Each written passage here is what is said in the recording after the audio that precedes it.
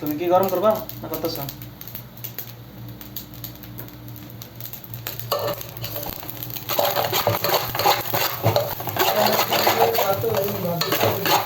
কালি আমার ইয়ে আছে স্যান্ডউইচ আছে, স্যান্ডউইচ খাই নিব।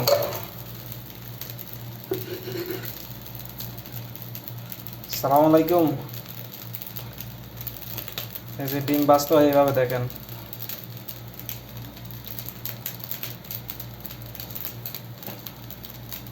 ডিম পোস